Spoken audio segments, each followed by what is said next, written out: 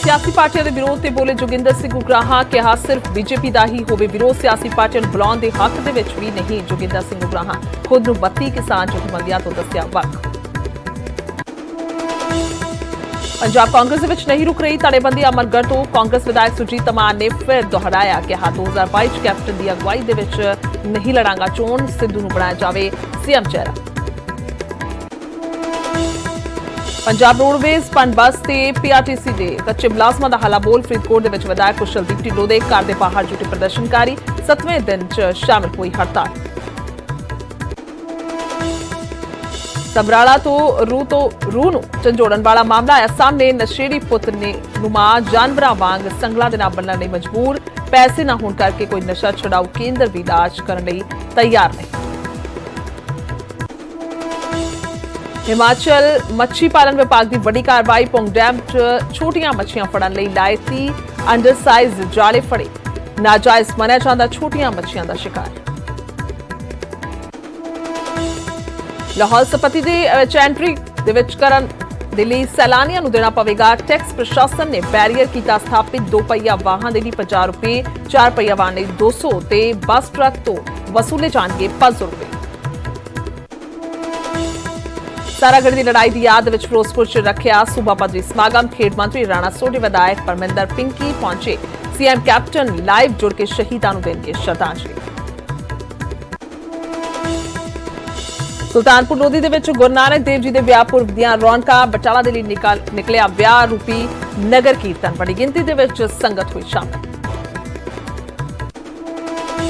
प्रधानमंत्री मोदी ने पैराओलंपिक दे चैंपियंस दे नाल कीती मुलाकात, देश दी मैडल जितन ते दित्ती वधाई, मैडल तो खुंजे खिडारियां दा वधाया हौसला।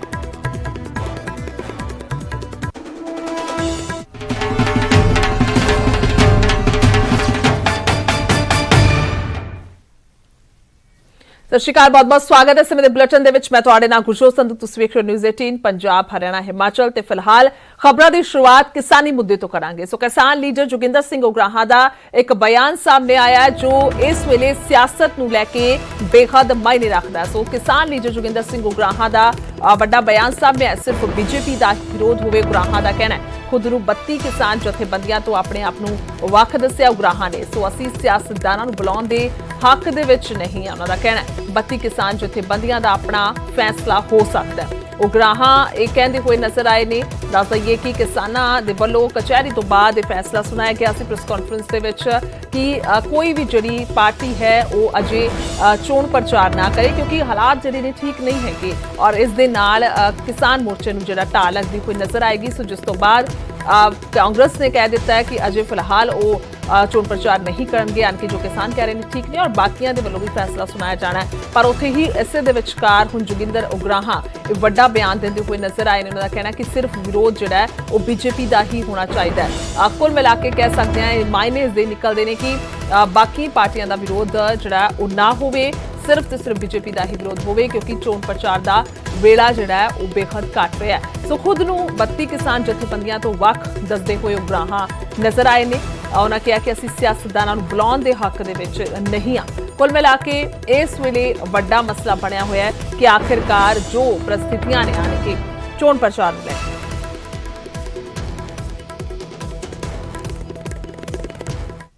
ते उधर कांग्रेस विधायक सुरजीत तमान दा वड्डा बयान सामने आया। 2022 दे विच कैप्टन दी अगवाई दे विच चोण नहीं लड़ांगा। कुल मिला के लगातार सिद्धू ते कैप्टन खेमे नूं लैके लगातार खबरां सामने आ रही ने ते हुण एक वड्डा बयान सामने आया है सुरजीत तमान दा और कांग्रेस दा मुख मंत्री नवजोत सिद्धू होवे ये भी तमान कहते हुए नजर आए ने। पहलां भी कैप्टन के खिलाफ बोलते रहे ने तमान, पहलां भी उन्होंने वालों कई बार बयान जिहड़े ने सामने आए ने। इस बार भी उन्होंने कहा कि सिद्धू जिहड़ा कैप्टन चेहरा होना चाहिए, यानी कि सीएम चेहरा होना चाहिए है और कैप्टन की अगवाई दे विच इस वेले चोण नहीं लड़ांगा सुरजीत तमान। उन्होंने कहा सिद्धू तुहाडे दे खास ने सुरजीत तमान, जेकर सुरजीत तमान उन्हां दी गल कीती जावे तां इह ओहिओ विधायक ने जिन्हां दे वल्लों नशे नूं लैके भी जो 4 महीने पूरे होने वाले सी उस वेले आवाज़ चुकी सी और कहा सी कि नशे नूं लैके खात्मा अजे तक क्यों नहीं कर सकी सरकार। सो हमेशा तो आवाज़ बुलंद करने वाले सुरजीत तमान ने कांग्रेस के विधायक और लगातार इन्हां दे वल्लों इह बयान समय समय ते आउंदा ते हुण एक वड्डा बयान इत्थे दिंदे हुए नजर आए ने। 2022 दे विच कैप्टन दी अगवाई दे विच ਚੋਣ ਨਹੀਂ ਲੜਾਂਗਾ, ਇਹ ਸੁਰਜੀਤ ਮਾਨ ਹੋਰਾਂ ਨੇ ਕਿਹਾ। ਕਾਂਗਰਸ ਦਾ ਮੁੱਖ ਮੰਤਰੀ ਨਵਜੋਤ ਸਿੰਘ ਸਿੱਧੂ ਹੋ ਗਿਆ, ਯਾਨੀ ਕਿ ਮੁੱਖ ਮੰਤਰੀ ਦਾ ਚਿਹਰਾ ਜਿਹੜਾ ਉਹ ਸਿੱਧੂ।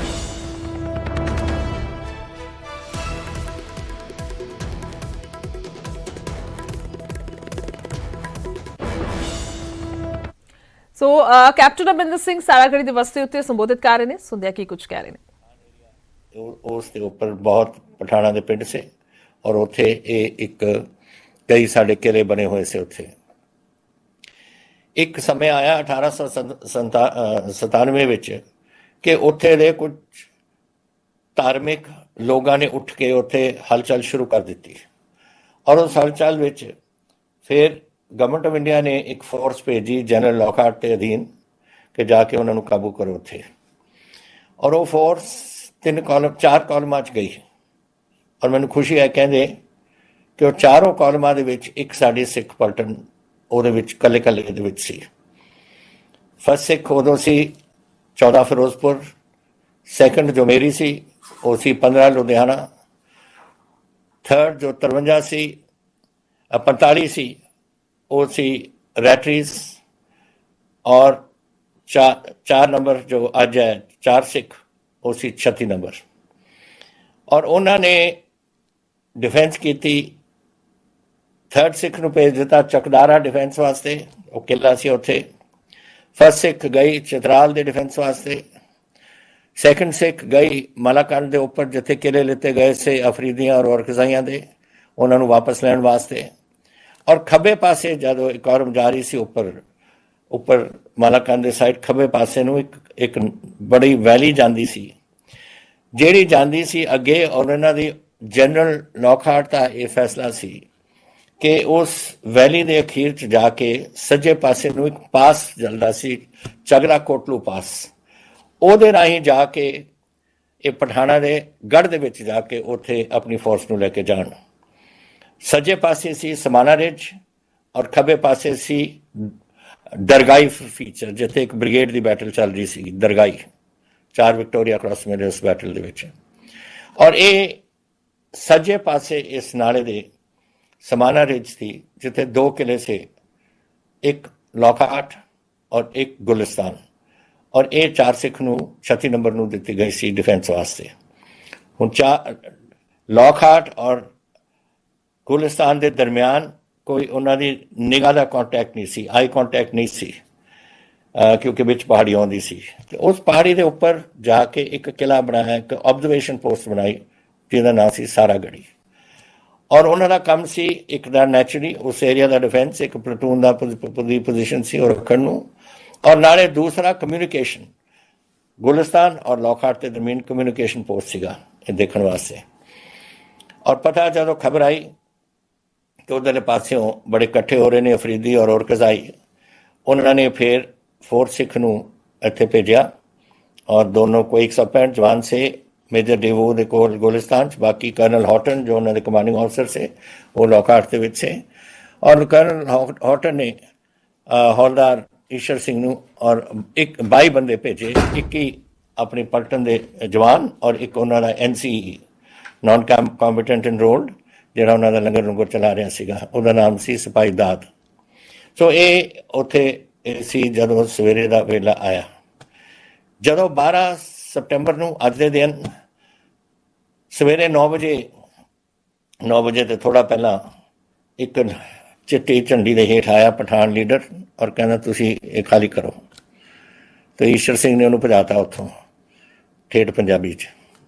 ਔਰ ਉਸ ਤੋਂ ਬਾਅਦ ਫਿਰ 2 ਬੰਦੇ ਫੇਰ ਆਏ ਪਠਾਨ ਔਰ ਇਸ ਦਾਦ ਨੂੰ ਬੁਲਾਇਆ ਉਹਨਾਂ ਨੇ ਬਾਹਰ ਕਿ ਤੂੰ ਇੱਥੇ ਮਰੇਂਗਾ ਕਿਉਂ, ਤੂੰ ਚੱਲ ਸਾਡੇ ਨਾਲ। ਉਹਨਾਂ ਨੇ ਉਹਨਾਂ ਨੂੰ ਭਜਾਤਾ। ਉਹ ਰਿਸ਼ਤੇਦਾਰ ਸੇ, ਦਾਦ ਦਾ ਪਿੰਡ ਉਹਦੇ ਨੇੜੇ ਹੀ ਸੀ, ਉੱਥੇ ਕਿਤੇ 1.5 ਮੀਲ ਦੇ ਦਰਮਿਆਨ ਹੀ, ਔਰ ਉਹ ਜਾਣਦੇ ਸੇ ਕੌਣ ਹੈ। ਔਰ ਉਹਨਾਂ ਨੇ ਭਜਾਤਾ ਕਿ ਮੈਂ ਤਾਂ ਆਪਣੀ ਪਲਟਨ ਦੇ ਨਾਲ ਹੀ ਰਹੂੰਗਾ। ਔਰ ਉਹ ਚਲੇ ਗਏ। ਔਰ ਫਿਰ 9 ਵਜੇ ਦੇ ਕਰੀਬ ਪਹਿਲਾ ਹਮਲਾ ਹੋਇਆ।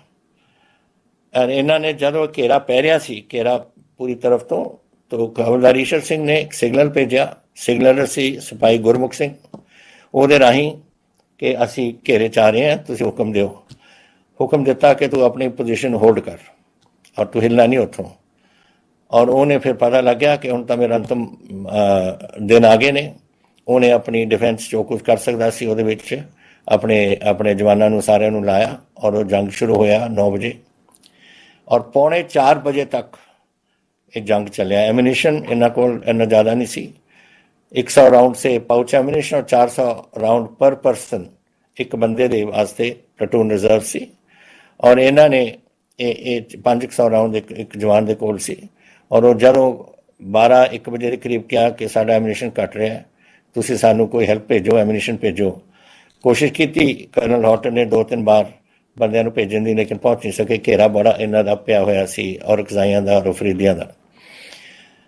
तो ਇਹਨਾਂ ਨੂੰ ਪਤਾ ਲੱਗ ਗਿਆ ਫਿਰ ਖਬਰਦਾਰੀ ਸ਼ਰੀ ਨੂੰ ਕਿ ਬਸ ਹੁਣ ਅੰਤਮ ਟਾਈਮ ਆ ਗਿਆ ਹੈ ਤੇ ਉਹਨੇ ਬੈਨੇਟ ਫਿਕਸ ਕਰਾਏ ਔਰ ਇਹ ਉਦੋਂ ਹਵਾ ਚੱਲੀ ਇੱਕ ਪਾਸਿਓਂ ਤੇ ਘਾਹ ਨੂੰ ਫੂਕ ਕੇ ਉਹ ਜਦੋਂ ਧੂਆਂ ਉਧਰੋਂ ਆ ਰਿਹਾ ਸੀ ਤਾਂ ਇੱਕ ਸਮੋਕ ਸਕਰੀਨ ਜੀ ਬਣ ਗਈ ਸੀਗੀ। ਉਦੋਂ ਪਠਾਨਾਂ ਨੇ ਹਮਲਾ ਕੀਤਾ, ਤੋੜਨ ਦੀ ਕੋਸ਼ਿਸ਼ ਕੀਤੀ ਦਰਵਾਜ਼ੇ ਦੀ, ਗੋਲੀਆਂ ਚੱਲੀਆਂ, ਲੜਾਈ ਚੱਲਦੀ ਰਹੀ ਔਰ 3:45 ਵਜੇ ਦੇ ਕਰੀਬ 3:30 ਦੇ ਕਰੀਬ ਗੁਰਮੁਖ ਸਿੰਘ ਸਾਰੇ ਸ਼ਹੀਦ ਹੋ ਗਏ ਸੀ। ਗੁਰਮੁਖ ਸਿੰਘ ਨੇ ਆਪਣੀ ਲਾਸਟ ਸਿਗਨਲ ਕੀਤੀ ਕਰਨਲ ਹੌਟਨ ਨੂੰ ਕਿ ਹੁਣ ਸਾਰੇ ਆ ਗਏ ਨੇ ਅੰਦਰ ਔਰ ਸਾਰੇ ਸ਼ਹੀਦ ਹੋ ਗਏ ਨੇ। ਹੁਣ ਮੈਂ ਹੁਕਮ ਚਾਹੁੰਦਾ ਤਾਂ ਉੱਥੋਂ ਕਿ ਮੈਂ ਆਪਣਾ ਸਿਗਨਲ ਇਕੁਇਪਮੈਂਟ ਹੀਲੀਓ ਹੁੰਦਾ ਸੀ ਜਿਹੜੀ ਉਹ ਇਸਤੇਮਾਲ ਕਰਦੇ ਸੀ, ਉਹਨੂੰ ਰੱਖਦਾ ਔਰ ਆਪਣੀ ਰਾਈਫਲ ਚੱਕਦਾ ਤੇ ਉਹਨਾਂ ਨੂੰ ਹੁਕਮ ਉਹਨੂੰ ਦੱਸ ਦਿੱਤਾ ਗਿਆ ਕਿ ਤੂੰ ਹਾਂ ਆਪਣੀ ਰਾਈਫਲ ਚੱਕ ਲੈ। ਔਰ ਅਖੀਰਲਾ ਬੰਦਾ ਜਿਹੜਾ ਉੱਥੇ ਸ਼ਹੀਦ 2 ਹੋਏ, ਇੱਕ ਦਾਦ ਦੀ ਸਮਝਣ ਵਾਲੀ ਗੱਲ ਹੈ ਕਿ ਉਦੋਂ NCCs ਨੂੰ ਹੁਕਮ ਨਹੀਂ ਸੀ ਬੰਦੂਕ ਚੱਕਣ ਦਾ, ਲੇਕਿਨ ਜਦੋਂ ਉਹਨੇ ਦੇਖੇ ਕਿ ਸਾਰੇ ਕਿਤੇ ਸ਼ਹੀਦ ਹੋ ਗਏ ਨੇ ਉਹਨੇ ਚੱਕ ਲਈ ਬੰਦੂਕ ਔਰ ਜੋ ਰਿਕਾਰਡ ਦੇ ਮੁਤਾਬਿਕ ਹੈ ਕਿ ਉਸਨੇ 5 ਅਫਰੀਦੀਆਂ ਨੂੰ ਮਾਰਿਆ ਔਰ ਫਿਰ ਉਹ ਆਪ ਸ਼ਹੀਦ ਹੋਇਆ। ਗੁਰਮੁਖ ਸਿੰਘ ਵੀ ਥੱਲੇ ਆ ਗਿਆ, ਉਹ ਵੀ ਅਖੀਰਲੇ ਵਿੱਚ ਸ਼ਹੀਦ ਹੋ ਗਿਆ। ਫਿਰ ਇਹਨਾਂ ਨੇ ਅੱਗੋਂ ਗੁਲਾਤੀ ਇਹ ਜਿਹੜੇ ਅਫਰੀਦੀ ਔਰ ਕਜ਼ਾਈ ਨੇ ਔਰ ਉਹ ਕਿਲਾ ਫੂਕਤਾ, ਸਿਰਫ ਪੱਥਰ ਦੀ ਦੀਵਾਰਾਂ ਖੜੀਆਂ ਰਹਿ ਗਈਆਂ, ਸਭ ਕੁਝ ਬਾਕੀ ਫੂਕਤਾ ਉਸਦਾ। ਇਹ ਸੀ ਬਹਾਦਰੀ। ਇੱਕ ਬਾਰ ਇਹਨਾਂ ਨੂੰ ਕਿਹਾ ਗਿਆ ਤੁਸੀਂ ਆਪਣੇ ਹਥਿਆਰ ਰੱਖ ਦਿਓ, ਇੱਕ ਬੰਦਾ ਨਹੀਂ ਉਹਦੇ ਵਾਸਤੇ ਤਿਆਰ ਹੋਇਆ, ਮਰੇ, ਸ਼ਹੀਦ ਹੋਏ ਔਰ 10ਵੇਂ ਪਾਤਸ਼ਾਹ ਦੇ ਹੁਕਮਾਂ ਤੇ ਜਦ ਆਗ ਕੀ ਅਵਧ ਨਿਦਾਨ ਬਣੇ ਤਾਂ ਅਤ ਹੀ ਰਣ ਮੇ ਤਬ ਜੂਝ ਮਰੂ ਕਿ ਮੇਰਾ ਜਦੋਂ ਇਹ ਅਕਾਲ ਪੁਰਖ ਅਖੀਰਲਾ ਸਮੇਂ ਆਉਂਦਾ ਹੈ ਜੰਗ ਵਿੱਚ ਮੈਂ ਸ਼ਹੀਦ ਹੋਵਾਂ। ਇਹ ਸਾਡੀ ਸਿੱਖ ਰੈਜੀਮੈਂਟ ਦਾ ਅੱਜ ਅਸੀਂ ਅਰਦਾਸ ਕਰਦੇ ਹਾਂ ਜਦੋਂ ਵੀ ਅਸੀਂ ਕਿਤੇ ਵੀ ਜਾਂਦੇ ਹਾਂ। ਔਰ ਮੈਨੂੰ ਬੜੀ ਖੁਸ਼ੀ ਹੈ ਅੱਜ ਕਿ ਮੈਂ 4 ਸਿੱਖ ਦੇ 36 ਨੰਬਰ ਮੈਂ ਕਹਿੰਦਾ ਉਹਨੂੰ 36 ਨੰਬਰ ਦੇ ਇਸ ਦਿਹਾੜੇ ਤੇ ਮੈਂ ਤੁਹਾਡੇ ਨਾਲ ਹੈ। ਪਹੁੰਚਣਾ ਮੈਨੂੰ ਚਾਹੀਦਾ ਸੀ ਲੇਕਿਨ ਰਾਤ ਹੀ ਇੱਥੇ ਬਾਰਿਸ਼ ਪੈ ਰਹੀ ਹੈ, ਨਹੀਂ ਚੰਡੀਗੜ੍ਹ ਵਿੱਚ ਹੈਲੀਕਾਪਟਰ ਨਹੀਂ ਜਾ ਸਕਦਾ ਸੀ ਅੱਜ, ਨਹੀਂ ਮੈਂ ਜ਼ਰੂਰ ਪਹੁੰਚਣ ਦੀ ਕੋਸ਼ਿਸ਼ ਕਰਦਾ ਤੁਹਾਡੇ ਕੋਲ। ਇੰਨਾ ਹੀ ਮੈਂ ਕਹਿ ਸਕਦਾ ਕਿ ਮੈਨੂੰ ਖੁਸ਼ੀ ਹੈ ਕਿ ਇਸ ਦਿਨ ਨੂੰ ਆਪਾਂ ਮਨਾ ਰਹੇ ਹਾਂ। ਜਦੋਂ ਕੋਈ ਸਿੰਘ ਸ਼ਹੀਦ ਹੁੰਦਾ ਖੁਸ਼ੀ ਮਨਾਉਂਦੇ ਹੁੰਦੇ ਆਪਾਂ।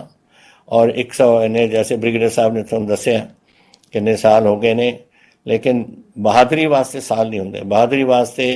ਬਹਾਦਰੀ ਸਦਾ ਵਾਸਤੇ ਹੀ ਲੋਕ ਯਾਦ ਰੱਖਦੇ ਨੇ ਔਰ ਈਸ਼ਰ ਸਿੰਘ ਦਾ ਨਾਮ ਸਦਾ ਹੀ ਜਾਏਗਾ। ਅੱਜ ਅਸੀਂ ਇਹ ਦੱਸਿਆ ਮੈਨੂੰ ਕਿ ਇੱਥੇ ਇੱਕ ਯਾਦਗਾਰ ਬਣਾ ਰਹੇ ਨੇ, ਸਾਡਾ ਗੁਰਦੁਆਰਾ ਸਾਹਿਬ ਹੈ ਜਿਹੜਾ ਸਾਹਮਣੇ ਮੈਂ ਦੇਖ ਰਿਹਾ, ਇਹ ਉਹਨਾਂ ਦੀ ਯਾਦਗਾਰ ਉਦੋਂ ਬਣਾਈ ਸੀ, ਇੱਕ ਅੰਮ੍ਰਿਤਸਰ ਬਣਾਈ ਸੀ ਦਰਬਾਰ ਸਾਹਿਬ ਦੇ ਬਾਹਰਲੇ ਪਾਸੇ। ਔਰ ਅੱਜ ਖੁਸ਼ੀ ਮੈਂ ਅੱਜ ਅਖਬਾਰ 'ਚ ਪੜ੍ਹਿਆ ਕਿ UK ਵਿੱਚ ਵੁਲਵਰਹੈਂਪਟਨ ਵਿੱਚ ਇੱਕ ਹੌਲਦਾਰ ਈਸ਼ਰ ਸਿੰਘ ਦਾ ਉੱਥੇ ਸਟੈਚੂ ਬਣਾ ਰਹੇ ਨੇ ਔਰ ਉਹ ਕੁਛ ਤਾਂ ਸੰਗਤ ਨੇ ਪੈਸੇ ਕੀਤੇ ਨੇ, ਕੁਛ ਵੁਲਵਰਹੈਂਪਟਨ ਦੀ ਜਿਹੜੀ ਕਾਰਪੋਰੇਸ਼ਨ ਹੈ ਉਹਨਾਂ ਨੇ ਪੈਸੇ ਦਿੱਤੇ ਨੇ ਔਰ ਅੱਜ ਦੇ ਦਿਨ ਉਹਨੂੰ ਵੀ ਉਹ ਯਾਦਗਾਰ ਨੂੰ ਸਾਰੀ ਦੁਨੀਆ ਦੇ ਸਾਹਮਣੇ ਰੱਖਿਆ ਜਾਵੇਗਾ। ਤੋ ਇਹ ਯਾਦਗਾਰਾਂ ਸਿੰਘਾਂ ਦੀਆਂ ਔਰ ਬਹਾਦਰਾਂ ਦੀਆਂ, ਚਾਹੇ ਕੋਈ ਵੀ ਹੋਣ, ਹਿੰਦੁਸਤਾਨ ਦੀ ਫੌਜ ਦੇ ਨੇ, ਸਾਡੇ ਲੋਕ ਨੇ ਔਰ ਮੈਨੂੰ ਖੁਸ਼ਕਨਸੀਬੀ ਕਿ ਮੇਰੀ ਰੈਜੀਮੈਂਟ ਦੇ ਨੇ ਔਰ ਕਿ ਮੈਂ ਅੱਜ ਇਸ ਦਿਨ 'ਚ ਤੁਹਾਡੇ ਨਾਲ ਹੋ ਸਕਿਆ। ਵਾਹਿਗੁਰੂ ਕਰੇ ਉਹਨਾਂ ਨੂੰ ਪਰਿਵਾਰਾਂ ਨੂੰ ਸੁਖੀ ਰੱਖਣ ਔਰ ਉਹ ਜਿਹੜੀ ਸਾਡੀਆਂ ਬਹਾਦਰ ਸ਼ਖਸੀਅਤਾਂ ਉਹਨਾਂ ਦੇ ਆਪਣੇ ਸੱਚੇ ਦਰਬਾਰ 'ਚ ਪਹੁੰਚੇ ਹੋਏ ਨੇ ਆਪਣੇ ਚਰਨਾਂ 'ਚ ਨਵਾਜਣ। ਵਾਹਿਗੁਰੂ ਜੀ ਕਾ ਖਾਲਸਾ, ਵਾਹਿਗੁਰੂ ਜੀ ਕੀ ਫਤਿਹ। ਜੈ ਹਿੰਦ। Thank you sir. So Saragarh ਦੇ ਸ਼ਹੀਦਾਂ ਨੂੰ ਸ਼ਰਧਾਂਜਲੀ ਦਿੱਤੀ ਗਈ ਹੈ ਸੀਐਮ ਕੈਪਟਨ ਅਮਰਿੰਦਰ ਸਿੰਘ ਦੇ ਵੱਲੋਂ। 124ਵੀਂ ਬਰਸੀ ਅੱਜ ਮਨਾਈ ਜਾ ਰਹੀ ਹੈ ਔਰ ਕੁੱਲ ਮਿਲਾ ਕੇ ਪੂਰਾ ਇਤਿਹਾਸ ਦੱਸਿਆ ਗਿਆ ਸੀਐਮ ਕੈਪਟਨ ਅਮਰਿੰਦਰ ਸਿੰਘ ਵੱਲੋਂ, ਕਿਉਂਕਿ ਖੁਦ ਵੀ ਫੌਜੀ ਜਵਾਨ ਰਹੇ ਨੇ ਔਰ ਖਾਸ ਤੌਰ ਤੇ ਅਗਰ ਸ਼ਹੀਦਾਂ ਦੀ ਗੱਲ ਕੀਤੀ ਜਾਵੇ ਤਾਂ ਉਹਨਾਂ ਨੂੰ ਸ਼ਰਧਾਂਜਲੀ ਦੇ ਨਾਲ ਉਹਨਾਂ ਦੇ ਪਰਿਵਾਰਾਂ ਦੀ ਸੁਖ ਸ਼ਾਂਤੀ ਵੀ ਮੰਗਦੇ ਹੋਏ ਕੈਪਟਨ ਅਮਰਿੰਦਰ ਸਿੰਘ ਨਜ਼ਰ ਆਏ ਨੇ। ਇਹ ਵੀ ਦੱਸਿਆ ਕਿ ਕਾਰਨ ਅੱਜ ਮੈਂ ਨਹੀਂ ਪਹੁੰਚ ਸਕਿਆ ਕਿਉਂਕਿ ਬਰਸਾਤ ਜਿਹੜੀ ਹੈ ਉਹ ਸਵੇਰ ਵੇਲੇ ਤੋਂ ਹੀ ਬਹੁਤ ਤੇਜ਼ੀ ਦੇ ਨਾਲ ਹੋ ਰਹੀ ਸੀ, ਸੋ ਕੁਝ ਕਾਰਨਾਂ ਕਰਕੇ ਉਹ ਇਸੇ ਕਰਕੇ ਉੱਥੇ ਨਹੀਂ ਪਹੁੰਚ ਪਾਏ, ਪਰ ਇੱਥੋਂ ਲਾਈਵ ਜੁੜਦੇ ਹੋਏ ਨਜ਼ਰ ਆਏ ਨੇ। ਸੋ ਫਿਰੋਜ਼ਪੁਰ ਦੇ ਵਿੱਚ ਸੂਬਾ ਪੱਧਰੀ ਸਮਾਗਮ ਜ਼ਰੂਰ ਰੱਖਿਆ ਗਿਆ ਜਿੱਥੇ ਕਿ ਸਾਰਾਕੜੀ ਦੇ ਸ਼ਹੀਦਾਂ ਨੂੰ ਯਾਦ ਕੀਤਾ ਜਾ ਰਿਹਾ। 124 ਸਾਲ ਪਹਿਲਾਂ ਠੀਕ ਅੱਜ ਦੇ ਹੀ ਦਿਨ ਸ਼ਹਾਦਤ ਹੋਈ ਸੀ ਸ਼ਹੀਦਾਂ ਦੀ, ਔਰ ਅੱਜ ਦੇ ਹੀ ਦਿਨ ਉਹ ਲੜਾਈ ਜਿਹੜੀ ਹੈ ਯਾਦ ਕਰਾਈ ਹੈ। ਸੀਐਮ ਕੈਪਟਨ ਅਮਰਿੰਦਰ ਸਿੰਘ ਨੇ ਕਿ ਕਿਵੇਂ 9:45 ਵਜੇ ਜਿਹੜਾ ਉਹ ਹਮਲਾ ਬੋਲਿਆ ਗਿਆ ਔਰ 4:30 ਵਜੇ ਦੇ ਕਰੀਬ ਸਾਰਾ ਕੁਝ ਜਿਹੜਾ ਵੇਖਣ ਨੂੰ ਮਿਲਿਆ, ਉਹ ਸਾਰਾ ਇਤਿਹਾਸ ਫਰੋੜਦੇ ਹੋਏ ਨਜ਼ਰ ਆਏ ਨੇ ਸੀਐਮ ਕੈਪਟਨ ਅਮਰਿੰਦਰ ਸਿੰਘ। ਤੇ ਨਾਲ ਹੀ ਸ਼ਹੀਦਾਂ ਨੂੰ ਸ਼ਰਧਾਂਜਲੀ ਵੀ ਦਿੱਤੀ ਹੈ। ਸੂਬਾ ਪੱਧਰੀ ਸਮਾਗਮ ਜਿਹੜਾ ਆਯੋਜਿਤ ਕੀਤਾ ਗਿਆ। ਤੇ ਫਿਲਹਾਲ ਇੱਕ ਛੋਟਾ ਜਿਹਾ ਬ੍ਰੇਕ ਲੈਣੇ ਆ ਔਰ ਜਲਦੀ ਵਾਪਸ ਆਵਾਂਗੇ।